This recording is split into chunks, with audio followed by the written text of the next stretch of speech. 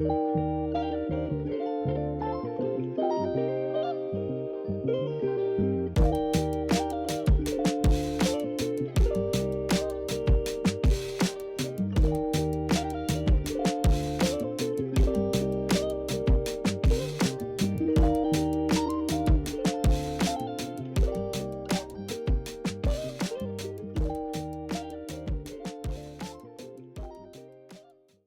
வீடியோவில் chicken gravy எப்படி பண்ணலான்றதை பார்க்கலாம். வாங்க வீடியோக்குள்ளே போகலாம்.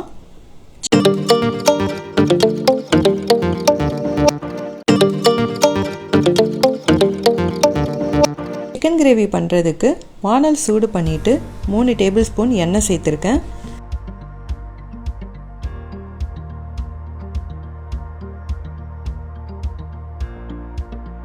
எண்ணெய் நல்லா சூடானதும் ஒரு இலை, 3 கிராம்பு, 2 ஏலக்காய், ஒரு பட்டை,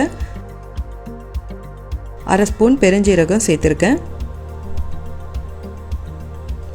பெருஞ்சீரகம் நல்லா பொரிஞ்சு வந்துருச்சு. இப்போ நான் கட் பண்ணி வச்ச வெங்காயம் இது கூட சேர்த்துக்கிறேன். இந்த மாதிரி மீடியம் சைஸில் 4 வெங்காயம் எடுத்திருந்தேன். அதாவது 160 கிராமுக்கு வெங்காயம் எடுத்திருந்தேன். வெங்காயம் நல்லா வதங்கிறதுக்கு கொஞ்சம் தேவையான அளவு உப்பு சேர்த்து நல்லா வதக்கிக்கிறேன். இப்போ வெங்காயம் வதக்கும் போதே நான் கொஞ்சம் தேங்காய் விழுது ரெடி பண்ணிக்கிறேன். 4 பத்தை தேங்காய், அதாவது 35 கிராமுக்கு எடுத்திருக்கேன். இது கூட நான் 3 முந்திரி பருப்பு, கொஞ்சம் தண்ணி சேர்த்து இதை நல்லா நைஸாக அரைச்சி இதை தனியாக எடுத்து வச்சுக்கிறேன். இதை நான் கடைசியாக தான் சேர்க்க போகிறேன். வெங்காயம் நல்லா வதங்கிருச்சு. இப்போ 1 டேபிள் ஸ்பூனுக்கு இஞ்சி பூண்டு விழுது சேர்த்து நல்லா மிக்ஸ் பண்ணிக்கிறேன்.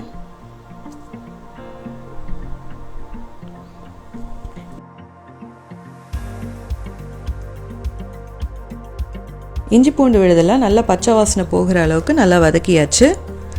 இப்போ கட் பண்ணி வச்ச தக்காளியை சேர்த்து நல்லா வதக்கிக்கிறேன்.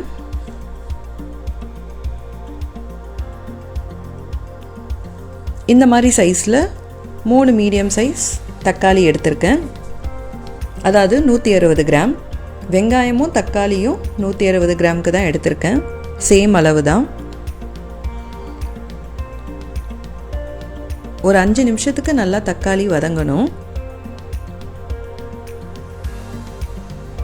தக்காளி நல்லா வதங்கிருச்சு. இப்போ சிக்கன் சேர்த்துக்கலாம். 1/2 கிலோ சிக்கனை நல்லா கழுவிட்டு இது கூட கொஞ்சம் மஞ்சத்தூள், உப்பெல்லாம் சேர்த்து நல்லா கழுவி வச்சுருக்கேன். இதை இது கூட சேர்த்து நல்லா மிக்ஸ் பண்ணிக்கிறேன்.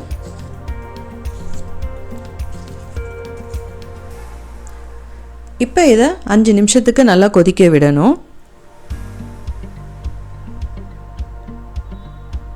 5 நிமிஷம் ஆகிருச்சு. சிக்கனில் இந்த தண்ணியெலாம் வெளியில் வந்துருச்சு. இந்த டைமில் நான் மசாலாலாம் சேர்த்துக்கிறேன்.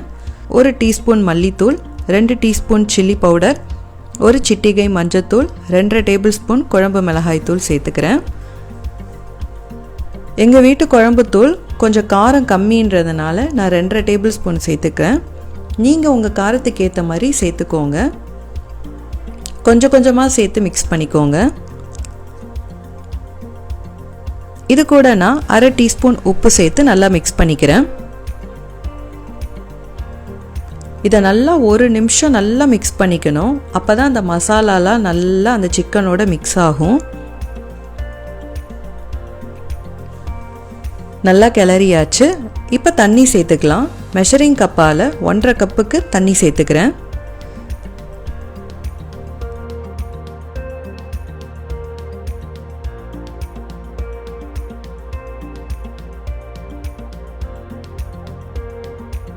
தண்ணி சேர்த்து நல்லா மிக்ஸ் பண்ணதுக்கப்புறம் இந்த டைமில் தான் நம்ம உப்பு காரம்லாம் டேஸ்ட் பண்ணி பார்க்கணும். உப்பு கம்மியாக இருந்தால் தேவையான அளவு சேர்த்துக்கோங்க. காரம் கம்மியாக இருந்ததுன்னா சில்லி பவுடர் தான் சேர்த்துக்கணும். குழம்பு மிளகாத்தூள் சேர்த்துக்க வேணாம். இப்போ இதை 7 நிமிஷம் நல்லா கொதிக்க விடணும். அப்போ தான் அந்த மசாலா பச்சை வாசனைலாம் போகும். 7 நிமிஷம் ஆயிடுச்சு. பாருங்கள், எண்ணெய்லாம் நல்லா பிரிஞ்சு வந்திருக்கு. இப்போ நான் தேங்காய் விழுது சேர்த்துக்கிறேன். தேங்காய் விழுது வேணான்னு நினைக்கிறவங்க இதை ஸ்கிப் பண்ணிக்கலாம். இதில் நம்ம கொஞ்சம் கொத்தமல்லியை தூவி ஸ்டவ் ஆஃப் பண்ணிக்கிட்டா இது சிக்கன் குழம்பு. இதை நம்ம இட்லிக்கோ தோசைக்கோ சாதத்துக்கோ போட்டு சாப்பிடும் போது ரொம்ப சூப்பராக இருக்கும். ஆனால் நான் இன்றைக்கி பிரியாணிக்கு சைட் டிஷ்ஷாக செய்கிறேன், அதனால் நான் தேங்காய் விழுது சேர்த்து பண்ணுறேன். தேங்காய் விழுது சேர்த்ததுக்கப்புறம் தட்டு போட்டு மூடி ஒரு 2 நிமிஷம் சிம்மில் வைக்கணும். தேங்காய் சேர்த்ததுக்கப்புறம் ரொம்ப நேரம் கொதிக்க விடக்கூடாது, அதனால் 2 நிமிஷம் சிம்மில் வச்சா போதும். 2 நிமிஷம் ஆயிடுச்சு. இப்போ ஓப்பன் பண்ணி பார்க்கலாம். பாருங்கள், எண்ணெய்லாம் நல்லா பிரிஞ்சு வந்திருக்கு, சிக்கனும் நல்லா வெந்திருக்கு.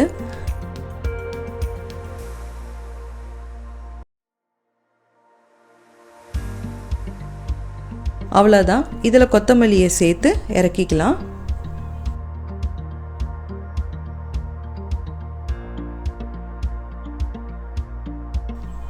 அவ்வளோதான், சூப்பரான சிக்கன் குழம்பு.